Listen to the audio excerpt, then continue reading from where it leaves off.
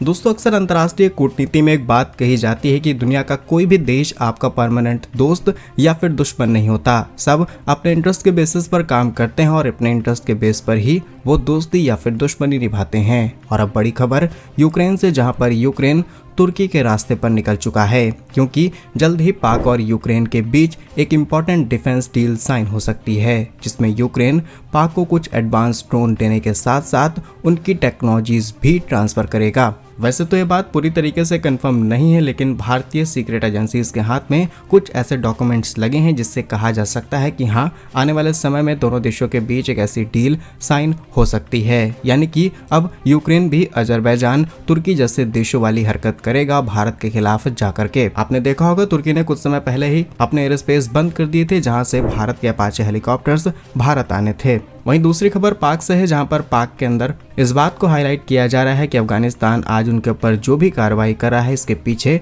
भारत का हाथ है। जानते हैं आज की इस वीडियो में दोनों ही इंपॉर्टेंट अपडेट डिटेल्स में। यदि आपको हमारा काम पसंद आए, वीडियो को लाइक, चैनल को सब्सक्राइब जरूर कीजिएगा, क्योंकि आपका ये छोटा सा काम आप तक ये जरूरी और सही खबरें लाने में हमारी बड़ी मदद करता है। तो सबसे पहले यूक्रेन से आ रही अपडेट की बात की जाए तो कई मीडिया आउटलेट्स इस बात को कोट कर रहे हैं, जहां पर भारतीय सीक्रेट एजेंसीज के हाथ में कुछ ऐसे डॉक्यूमेंट्स लगे हैं जिससे कहा जा रहा है कि जल्द ही यूक्रेन और पड़ोसी देश पाक के बीच एक बड़ी डिफेंस डील साइन होगी। भारतीय खुफिया एजेंसी लगातार इस डील पर नजर बनाए हुई है और इस डील में न सिर्फ कुछ एडवांस यूएवीज ड्रोन की टेक्नोलॉजी पाक को सौंपी जाएगी, बल्कि प्रोडक्शन के सारे इक्विपमेंट्स भी सप्लाई किए जा सकते हैं। जानकारी के लिए आपको बता दें कि एक वरिष्ठ अधिकारी से बातचीत की जाती है, जिन्होंने अपना नाम तो फिलहाल गोपनीय रखा है, लेकिन उनका कहना है कि एक समझौता यूरोपीय ड्रोन कंपनी और पाक की सरकारी कंपनी हैवी इंडस्ट्रीज के बीच समझौता लगभग पूरी तरीके से साइन हो चुका है। अधिकारी का कहना है कि हम इस विकास पर पूरी नजर बनाए हुए हैं। पाक ये सौदा गुप्त रखने की कोशिश कर रहा है, लेकिन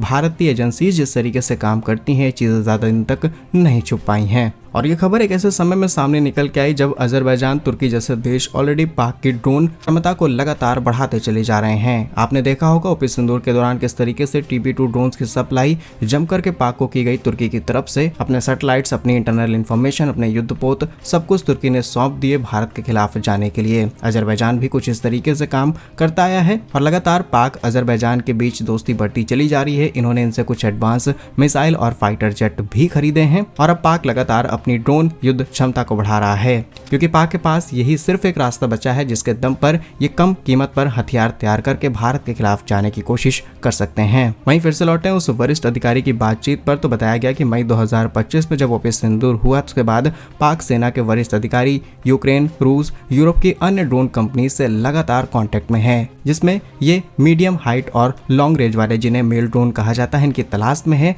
और तलाश में इस तरीके से कि न सिर्फ इन्हें ड्रोन इंपोर्ट कराने हैं, बल्कि टेक्नोलॉजी भी चाहिए, ताकि पाक बड़े स्तर पर इनका प्रोडक्शन करते हुए भारत के खिलाफ जाने की कोशिश कर पाए। अब पाक ने तमाम कंपनियां छान ली, फिर चाहे यूरोप की हो या फिर दुनिया के अलग अलग कोने की। फाइनली इन्हें यूक्रेन से एक कंपनी का संपर्क मिल चुका है। अब डील साइन हो चुकी है, नहीं हो चुकी है, इस बात को 100% कंफर्मेशन के साथ बोला नहीं जा सकता, लेकिन हायर अथॉरिटीज जब इस बात को क्लेम करने लगे तो डेफिनेटली या तो ऐसी डील साइन हो चुकी है या फिर इस पर बातचीत चल रही है। अब ड्रोन की इंपॉर्टेंस आप समझ चुके होंगे कि आज के समय जिस तरीके से दुनिया मॉडर्नाइज हो चुकी है, युद्ध में ड्रोन्स का बहुत इस्तेमाल हो रहा है। इजराइल ईरान की बात की जाए, रूस यूक्रेन की बात की जाए, जमकर के सिर्फ ड्रोन ही इस्तेमाल हुए हैं। और यूक्रेन का साथ इसीलिए साधा जा रहा है क्योंकि दुनिया भर में यूक्रेन बहुत सारे ऐसे पार्ट्स हैं जो कि ड्रोन्स का सप्लाई करता है। ये खुद भी ड्रोन्स बड़े लेवल पर तैयार करते हैं और जहां पर रूस यूक्रेन के अंदर दोनों देशों ने इनके बहुत important energy centres, refineries, factories, इनको तबाह किया है सिर्फ ड्रोन का इस्तेमाल करते हुए। और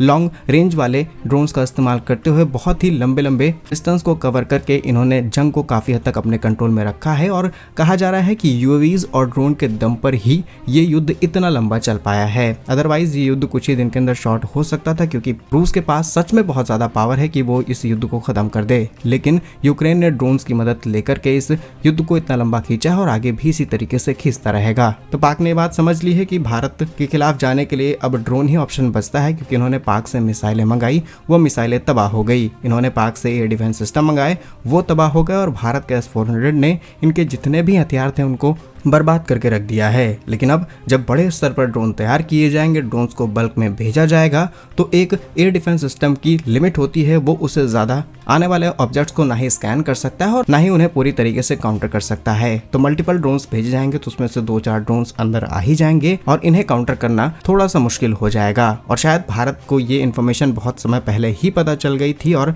फिलहाल ये पब्लिक डोमेन में अब आई है। और आपने रिसेंटली देखा होगा डिफेंस मिनिस्टर राजनाथ सिंह जी ने स्टेटमेंट दिया था कि हमें और S-400 चाहिए। अब एग्जिस्टिंग हमारे पास 3 यूनिट्स हैं, 2 यूनिट्स रिमेन है रशिया से, वो भी आनी है, 5 यूनिट्स हो जाएंगी, जिन्हें हमने अपनी इंपॉर्टेंट लोकेशन पर डिप्लॉय कर रखा है और लगभग पूरी तरीके से इन्होंने कई लेयर्स में बॉर्डर को सिक्योर करके रखा है। लेकिन हमें 5 और स्क्वाड्रंस क्यों खरीदनी पड़ रही हैं? आप इसी लॉजिक से समझ सकते हैं कि पाक ऐसी डील की तलाश में आज से नहीं बल्कि लंबे समय से था। फिलहाल यूक्रेन का नाम सामने आया है, कंफर्म नहीं है कि डील साइन हो चुकी है। अगर इस पर कोई अपडेट आता है तो डेफिनेटली हम आपको सारी चीजें कवर करके जरूर बताएंगे। लेकिन अगर आप यूक्रेन की चालबाजी देखेंगे तो यूक्रेन किस लेवल पर जाकर के काम करने वाला है आप समझ सकते हैं। अब यूक्रेन भारत के लिए भी इंपॉर्टेंट है, लेकिन इतना भी नहीं कि इस तरीके की मदद ये पाक की करें और हम इनके साथ व्यापार भी जारी रखें। फिलहाल के लिए दोनों देशों के बीच यानी रूस और यूक्रेन के बीच चल रहे युद्ध से बिजनेस बहुत ज्यादा भारत यूक्रेन के बीच नहीं हो पा रहा है, लेकिन जब ये बिजनेस कंटिन्यू था तो डेफिनेटली दोनों देशों को फायदा होता था।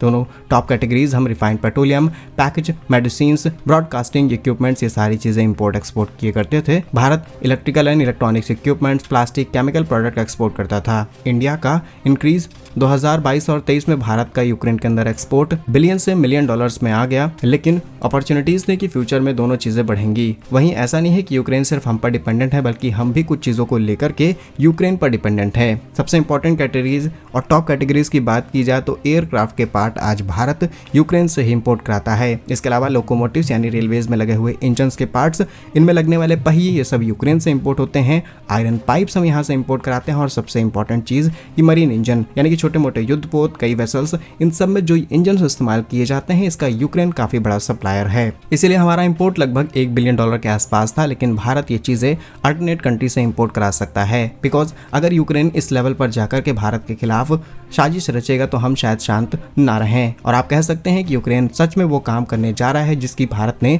कल्पना नहीं की थी, और इसीलिए हमने कहा कि यूक्रेन शायद तुर्की के रास्ते पर निकल चुका है। आपने नोटिस किया होगा रिसेंटली तुर्की अपने एयर स्पेस बंद कर दिए जब भारत के 3 Apache helicopters AN-125 transport aircraft के अंदर लोड होकर के भारत आ रहे थे। तुर्की ने अपने एयर स्पेस में एंट्री नहीं दी और ये हेलीकॉप्टर वापस अमेरिका चले गए हैं। अमेरिका में इनके रोटर ब्लेड्स को ओपन करके फिर से रख लिया गया है और अब भी अगर डिलीवरी शुरू की जाए तो 3 से 4 महीने लग सकते हैं ये हेलीकॉप्टर्स भारत आने में। और तुर्की ने यह सब कुछ पाक प्रेम में आकर के किया है, क्योंकि इससे पहले भी मई 2025 में भारत को ऐसे ही हेलीकॉप्टर्स की डिलीवरी अमेरिका की तरफ से की गई और सक्सेसफुली इसी रूट का इस्तेमाल करते हुए हेलीकॉप्टर्स भारत पहुंचे थे। पहला बैच आसानी से आ गया, लेकिन दूसरा बैच क्यों नहीं आ पाया आप अंदाजा लगा सकते हैं। बाकी यूक्रेन का इलाज किस तरीके से किया जाए आप भी अपनी राय कमेंट्स में जरूर लिख सकते हैं। बाकी इस वीडियो पर आपके जो भी ओपिनियंस है कमेंट्स में जरूर साझा कीजिएगा। ऐसे ही इंपॉर्टेंट वीडियोस पाने के लिए वीडियो को लाइक, चैनल को सब्सक्राइब जरूर कीजिए। वंदे मातरम, भारत माता की जय।